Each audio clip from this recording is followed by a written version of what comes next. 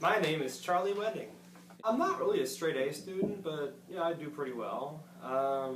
Because, like, one thing I was kind of, like, for example, the second semester of my senior year of high school, you know, everyone was done by that point. We all got into college, don't really care anymore.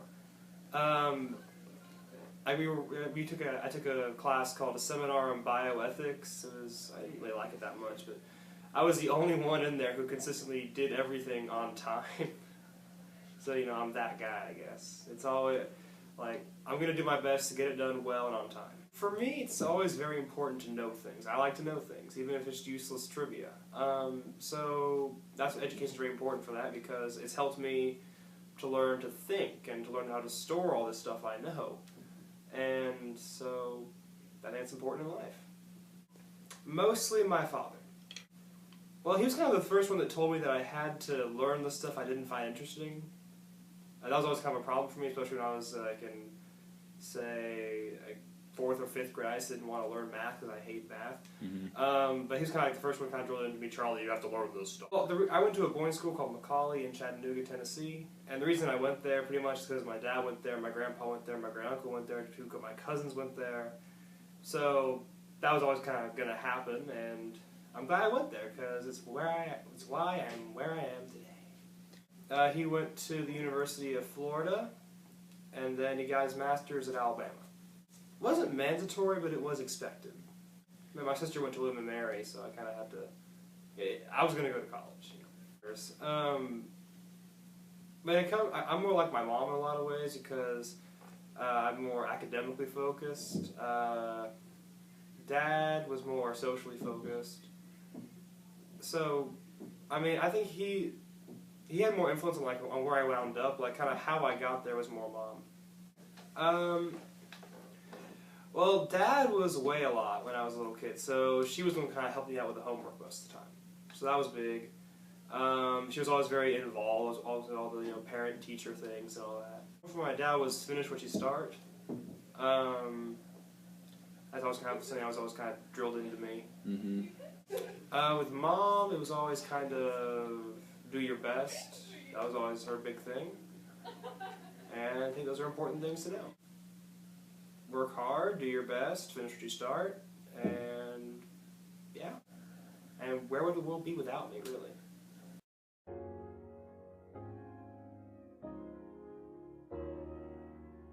It's been exciting to be part of education in my lifetime because education has changed, I think, on all levels, every aspect of it. We know so much more now about how students learn, how people learn. We know that there are different teaching styles, different learning styles.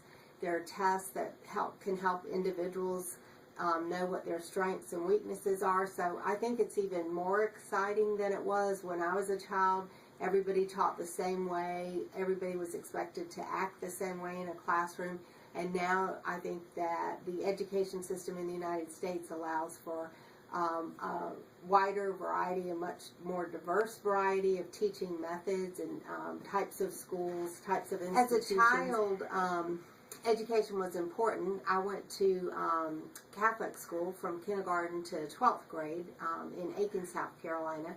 I was raised Roman Catholic, and so, church and education were extremely important. All my brothers and sisters and I were good students, and my father never understood, anything that if we brought a grade home any lower than an A, he was not happy. So we were always studying and put, I think, our academic work first before having other passions in life. And my parents were involved in the school. My mom was a substitute teacher. She was a Girl Scout leader.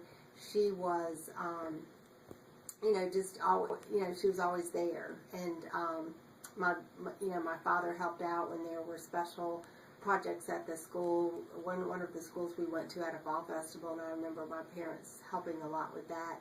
They would help raise money for the schools.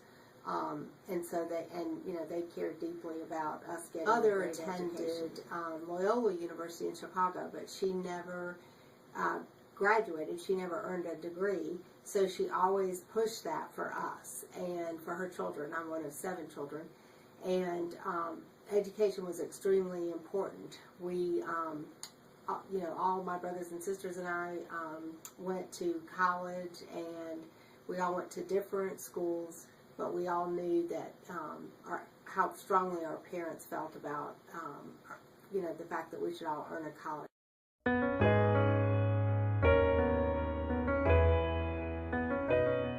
I did my undergraduate work at the University of Dayton. I started out as an accounting major, switched to engineering, finally graduated with a degree in philosophy with minors in psychology, theology, and secondary math education. I've done graduate work at Boston College, Notre Dame, the College of St. Joseph, Canisius College, and Niagara University, and the University of Buffalo. I have 60 hours above my bachelor's degree. My father had this philosophy. You go to school and you get a degree and you become a college graduate, so you don't have to work very hard you don't have to do physical work, hard physical work for a living. And to impress that point on us, he got my brother and I roofing jobs in the summer. And my brother came home the first day and said, "Dad, that's not work, it's slavery, because the work is hard and physically demanding." And my father knew that once we had done that, college would be a much better opportunity, and we would take advantage of the fact that he wanted to send us to college. I always encouraged my children to go to school. My oldest boy started college 3 times, and it just wasn't for him. My second boy took a year off after high school. We thought he'd never go to college. He ends up graduating on the dean's list at Canisius, and he does international computer work for a French company. And my third son, who was most personality-wise like his father, he has his master's degree in education and teaches physics and earth science in the Adirondack Mountains, and teaches geology and a meteorology course at the local community college.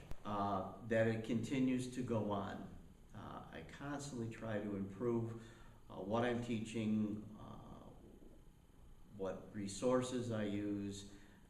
I find it difficult, and I see it in education a lot, teachers who've done the same thing for the last 10 or 15 years, and they continue to do it that way because they've done it that way, and they're unwilling to either think about changing the curriculum or advancing the curriculum or using new techniques or adapting to the needs of students. Students today are much different than they were even as little as 5 or 10 years ago. And I can say that with 45 years of education behind me. The value of college is that it teaches you basically responsibility, time management, and the opportunity to expand what you know and how you know and what you can learn to know. Kids who use college is just a social dimension, or because just for the practical dimension, it's going to get me this job and I'm going to make this money, are missing golden opportunities in college. College should expand their knowledge, increase their ability to interact socially. It should give them the opportunity to see things that perhaps they've never seen before, experience things they've never done before.